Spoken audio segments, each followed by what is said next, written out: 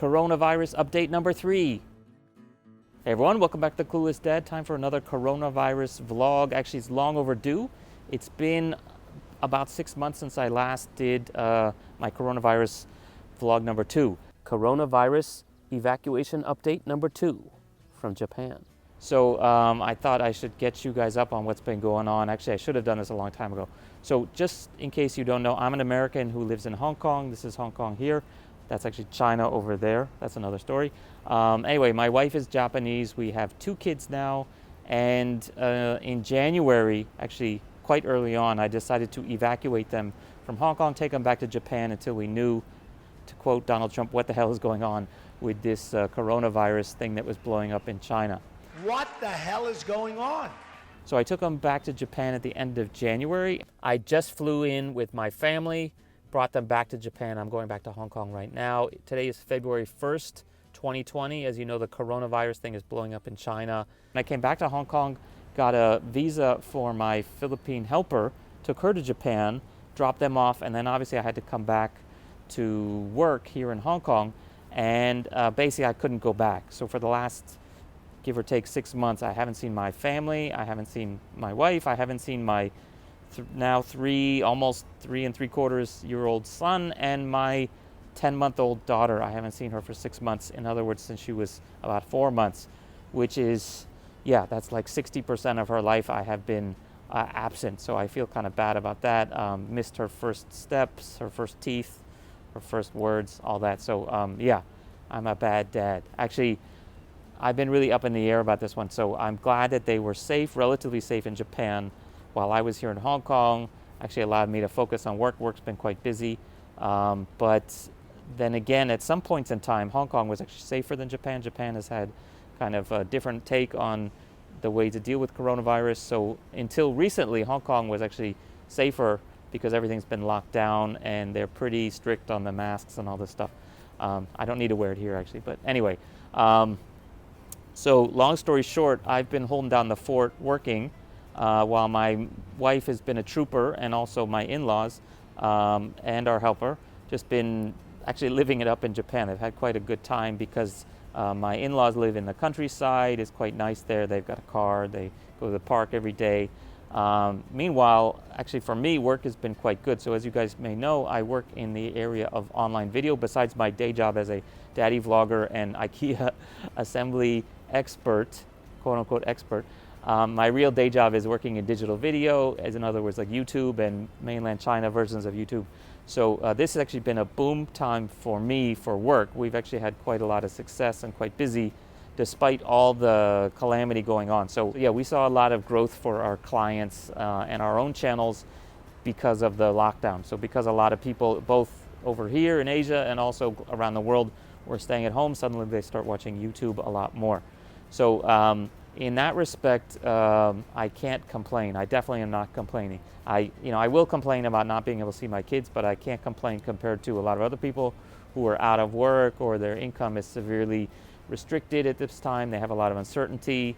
In my case, yeah, okay, I always knew my kids were pretty safe, obviously because they're kids also. The virus is not that much of a risk. I was more worried about my parents back in the US, and that's a whole nother story. Yeah, that's a real shit show. My view is the school should open. This thing's going away. It will go away like things go away. I have to say though, Hong Kong, pretty competent. As far as like, once they got the border closed down, and then China basically locked everything down, Hong Kong's pretty stable, could actually get masks. It's actually pretty funny. In my very first video, I was actually flying back from Japan to Hong Kong, and I had in the rental van with me, I had these duffel bags full of masks and whatnot that I was taking from Japan back to Hong Kong, because in Hong Kong everything was sold out. But we have 2 duffel bags filled with masks and hand wipes and some other, disinfectant spray and stuff like that. So we had masks when people were running out of masks because I brought a buttload of them back from Japan. And then fast forward like 2-3 months later, suddenly Japan had 0. And Hong Kong had started getting masks like these, which were made either here or in China. And people were smuggling like masks from who knows where. You could go to the shops on the street and get these like Vietnamese and Thai masks that look pretty sketchy. But anyway, they had them because, free market works. I could get hand sanitizer here in Hong Kong actually within a couple weeks as well, like imported from Canada and stuff like that. So anyway, fast forward 2 months, and I was actually sending masks and stuff back to Japan because they started having an outbreak. They had shortages. So I was sending Hong Kong masks to Japan instead of smuggling Japanese masks back to Hong Kong. Anyway, long story short, things have worked out pretty well, except for the fact that I've been away from my family. So anyway, around like May and stuff, we're like, okay, this is not going to end anytime soon. We should figure out what we're going to do. Should I go back to Japan? Should they come back here? Since school was canceled here for the rest of the year for my son because he's only in like preschool, we figured, okay, probably better that they just stay there. There's no particular reason they have to be back here. But what about me? Can I actually go back to Japan? How long do I have to be in quarantine? If I go, how long do I stay? How long am I going to be away from here? So I was thinking, okay, I'll, maybe the month of June, I'll just go back to Japan. I'll do the 2 weeks in quarantine or whatever, and then I'll stay there for a month or two and then come back. Well, it turns out actually the way that they've done the visa rules, even though I'm married to a Japanese citizen, I didn't have a married to a Japanese citizen visa that I had gotten before I left Japan. So in other words, according to those rules, I wasn't eligible to get back in because I would just come in on a visitor visa. And I probably could have petitioned for some sort of exemption, hardship exemption, etc. But I was like, okay, well, it's probably better to just wait. And then we always had the alternative, which is my family, all of whom have visas, could come back here because I'm a permanent resident. So we knew that, like, okay, when it's time, they can come back here. And basically, at the moment, it's either too difficult or perhaps even impossible for me to go back to Japan. Okay, so around the beginning of July, they announced that school was going to start up like normal at the end of August here in Hong Kong. And since my son had missed almost the entire first year of preschool, both because my daughter was born in September in Japan, and by the time he got back, and then it was Christmas break and Chinese New Year break, and from Chinese New Year break onwards, it was canceled because of the virus. Anyway, we're like, okay, he needs to have some stable schooling from the second year onwards. So we're like, okay, come back in the beginning of August or end of July, do the 2 weeks quarantine that is now required for everybody coming from overseas, and then we can get him started in school. And then meanwhile, of course, there's been kind of I think they call it the third wave here in Hong Kong. So school starting like normal is probably not going to happen, but okay, we've also been apart for 6 months. Let's just get all together in one place. And this is the only like feasible way of doing it. So how do we actually do it? So first of all, I was like, okay, airplanes. What airplanes are there?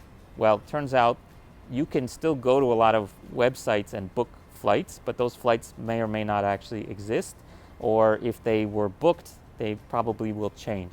So for example, I was looking at our favorite Hong Kong Express. Hong Kong Express has low-cost tickets between here and Kansai Airport, which is near where my wife's family lives.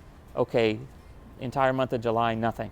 It claimed that they were supposed to start August 9th, which is actually a couple days from now, again. So okay, book that one. That should be good. About 2 weeks later, oh, by the way, we canceled this flight. So it turns out Hong Kong Express has been, I think, completely turned off for the last couple of months. And they were supposed to restart in August, and they now pushed that back to something like September, if at all that. Anyway, so that one was out the window. Okay, so let's try some other airlines. Well, it turns out I was checking like the Hong Kong airport arrivals thing, and it turns out every day there's like a code share JAL Cathay Pacific flight that lands every day at like 8 p.m. Well, that should be good, right? They're coming from Osaka directly here. Let me go to the Cathay website, try to buy that one. It's not there. What the F, right? So I was checked it the next day. It's still listed that there was a flight that landed. So I eventually called the Cathay Pacific customer service line. I'm like, hey, how come I see that there's this like mystery flight, but you won't let me buy tickets on it? It's not listed on the ticket website, but it is listed on the like arrivals website. And he's like, actually, there's no people on that flight. It's like a ghost flight. It's some sort of cargo flight that literally they do every day. I don't know what they're carrying in there, but there's no paid passengers on that flight. So maybe they're repositioning crew, or they're repositioning airplanes or something like that, or they're just taking cargo. I think it's probably mostly just taking cargo. But you can't buy that ticket. So for whatever reason, now all the flights between anywhere in Japan and Hong Kong have to go through Narita. So in other words, If you're in Hokkaido, no direct flights. You got to go to Narita. If you're in Fukuoka, Osaka, whatever, even the parts much closer, except for I think Okinawa. Okinawa you can fly direct, but anywhere else in all of like the main 4 islands of Japan, you got to go to Narita, which is a pain in the butt because like from my wife's house to Narita, it's like 3 hours to Tokyo plus another like 90 minutes to get to Narita by the local train or the bus or whatever. So anyway, so that's what they had to do.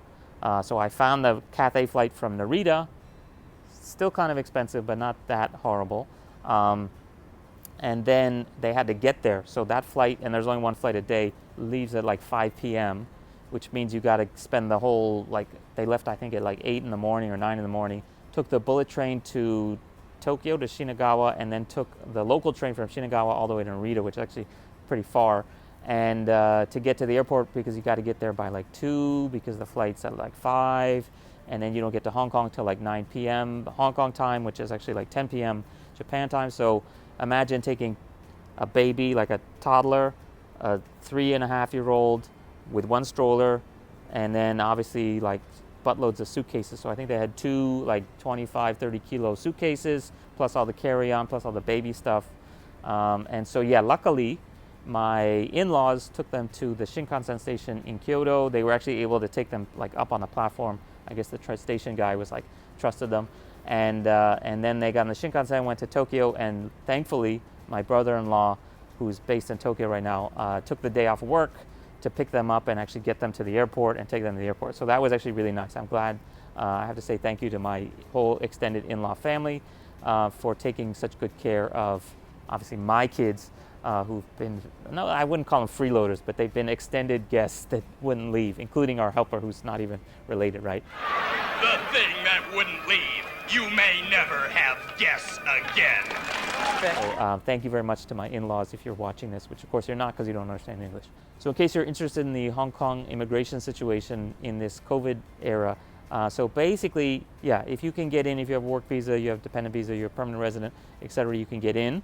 Once they let you in, then you get your suitcase. Then they send you to the Asia World Expo Center, which is right next. It's like a convention center next to the airport, and everybody has to get tested. Like everyone coming from anywhere has to get tested, and then they sort of hold you while they test all the people on your airplane. And from what I understand, at least, if you're coming, depending on what country you're coming from, they treat you differently. So if you're coming from a country with like severe outbreaks or very poor infrastructure or testing infrastructure, automatically you're going to be tested, and if you test positive, you will go straight to the hospital. Obviously, if you test negative, they'll put you in like either public housing or dormitory for your 14 days mandatory quarantine. And since it's government run, this one is obviously a lot more like a prison. If you come from a country with good testing infrastructure, like for example Japan, they will take you, test everyone on the airplane, and if no one on the airplane is positive, then they will allow you to do your 14 days at home. If anyone on the airplane is positive, I think they may actually stick everyone, no matter whether you're, exposed to that person or not. You actually have to go to the government-run quarantine center. If you're positive, you go to the hospital either way, of course. So anyway, the positive guy goes to the hospital. The non-positive people get the lockdown from the government. And so the other problem is it takes a while to test everyone, get the results back. So nowadays, if you come in the morning, you have to sit around that expo center for like 6 hours waiting for all the test results to come back. And just imagine you just came off a flight from the US that was like, 16 hours flight from the East Coast. And you get to Hong Kong and they're like, okay, waste 2 hours in immigration and baggage and blah, blah, blah. Now take a shuttle bus to this convention center and now wait another 5-6 hours while we test you and the other 200 people on the airplane. So luckily they've now realized that this is a bad idea if it's nighttime. So if you come in the afternoon or evening, they basically send you straight to a hotel and just say, okay, we'll figure it out tomorrow morning. We'll tell you tomorrow morning what happened, what your fate will be from that point on. So right now as we speak, my family is actually flew in last night, at the hotel right now, waiting for the results. I should find out in about an hour or so. So I'm just kind of on standby here at our house. And now let me talk about our house. So first of all, where am I? I'm on the rooftop of the very same apartment complex tower that I've lived in for the last 2 years. So if you saw my 2-year-old video about the Tarva inversion in my new apartment, this is actually the very same building, but I'm on the top floor. And why am I on the top floor? Because I actually rented out the top floor apartment. So while my family was away, my lease has expired, and I was on month to month. And I was like, well, let me look. We have 2 kids now. The second kid's bigger. The first kid needs his own room pretty soon. So let me try to find a bigger apartment, especially right now when the prices are depressed between, the protests in Hong Kong and now the virus and stuff like that. Apartment prices have gone down. So let me see what I can get. Well, I was looking around at some other complexes. There's complexes over there, complexes over there, complexes over there. I'm like, hey, we can just move nearby, maybe get a slightly bigger place for the same or less money. Okay, let's see what we can find. Turns out, within my same building, not even the same complex, but the same exact building upstairs here, was actually coming on to the market. And I think this place actually been empty for a few years because the owner was trying to sell it and they couldn't sell it. Obviously now they just gave up trying to sell it. So they're like, okay, we'll just rent it out again. And because of the timing, I actually got a pretty decent deal. And the cool thing is this is a top floor unit, which means it has access to a roof, like a private roof area. So there's actually a pretty decent balcony, which you saw in my last IKEA video. I kind of did a sneak peek over there, which is right down here actually. That's on the top floor, and then the roof here actually has its own kind of private space, which is pretty cool. I'll include some future videos. Actually, I have space to like do a lot of DIY stuff, so that's actually pretty cool. But we'll talk about that another time. So anyway, I have some overlap though between when my month-to-month place ends, because I have to give them 1 month's notice, and when I was able to get the keys for this one. So once it was available, I came and saw it. I showed my wife. I'm like, dude, let's just jump on this because there's only 2 units per tower. There's only 3 towers, so there's 6 units in this entire complex like this. We can afford it. Kids cost money, so let's just invest in having a nice place. And my wife was like, yeah, I think we can do it. So if you're going to do 14 days, might as well do 14 days in a place with at least you have some fresh air out here. You're not stuck like looking out a window or being on a little tiny balcony with no sun. Actually, maybe too much sun, but that's another story. So anyway, yeah, okay, got the place, got some overlap. Let's try to get them in here now so that they can do their 14 days here in this, expansive, better place while I actually stayed downstairs in the old apartment for the next 14 days. So that way, at least I'm right nearby. I don't have to get a hotel. They don't have to stay in a hotel. I can get them sort of set up in advance. So I had time to like bring up all this stuff. That's why I did all that IKEA videos, which you'll see coming out over the next couple of months. I bought a whole bunch of junk. I bought a new sofa, a new bed, PAX cabinet, wardrobe. I have at least 6 or 7 videos worth of stuff that I've done, and I have stuff I haven't even done yet. So anyway, long story short, good for the Clueless Dad YouTube channel, good for my family. My kids get to at least play around outside a little bit, and I'm only right downstairs, so I can still bring groceries. I can still go out and buy stuff if they need, stuff. I actually bought some like flower pots and things because my wife likes to grow vegetables, so we have all the space now. So by the time I come back here 2 weeks from now, this should be like, well, I don't think it's going to grow that fast, but eventually this will be like a garden out here. So anyway, that's basically what I've been up to. I didn't even talk about how it's been like trying to work from home for 6 months. I should probably do a whole separate video about that. I've been sort of, I don't know, I wouldn't call myself a pioneer, but I've been on the forefront, put it that way. Within my company, our office has been on modified work from home since January, and it is now August. So we've tried out all kinds of different things. Everybody's working from home. People come in once a week. We actually went up to people have to come in twice a week. Some people were coming in almost every day. For quite a while, I was actually going to the office every day. But anyway, we'll save that for another video. You guys have any questions or comments? Do you think I was stupid for sending my family away? Well, of course, you can't see in the future. But I have to say, those old videos have aged pretty well. All this stuff, like, I get pretty worked up over politics and stuff, but I have to say, like, the incompetence that I see globally, but especially coming from the U.S., is shocking. For example, in my video from the end of January, I was talking about how COVID was already known by then, or whatever you want to call it, SARS-2, was already known by then to have asymptomatic spreading, where there's basically a 2-week sort of incubation period where you're still contagious. You don't even know how many people might have gotten in the last 2 weeks. for a while. There's like this delayed reaction where it might just exponentially boom. And in May, the mentally deficient governor of the state of Georgia, who supposedly, that's where the CDC is, they should have some medical experts there. He said, well, we didn't know that it could spread asymptomatically. Hello, did you not watch the Clueless Dad video from 3 months before that? And of course, I don't really mean that he watched my video, but apparently he did not see the news articles that I did, or nobody effing told that guy. So, long story short, there's too many stupid people. I can't complain too much about what Hong Kong has done. They've been pretty good. As far as supporting businesses, they've actually been pretty good. So yeah, compared to what you see overseas, not everyone can be as awesome as Taiwan has been. South Korea has been actually pretty good. Vietnam has been surprisingly good, considering. Philippines, not so great. Singapore, not so great. Hong Kong, still doing pretty good. Knock on wood. There's no wood to knock on. But 100 cases, 150 cases a day is, I think, the max we've had, and it's actually down a little bit from that. But anyway, you guys are getting tired of seeing me talk. I'll save that for another video. I have to be basically quarantined from my family for another 14 days, even though I can go out. So I'll have a lot of time to edit all those videos and maybe do another update soon. Okay, see you guys next time. Bye.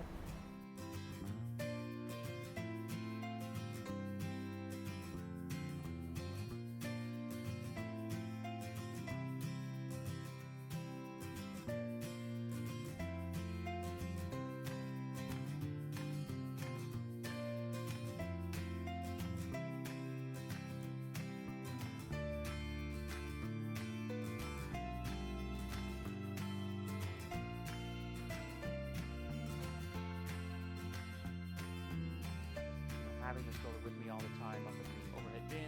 As soon as we get off the plane, pull it out, unfold it, and walk off. Literally, that could save you 15-20 minutes right there.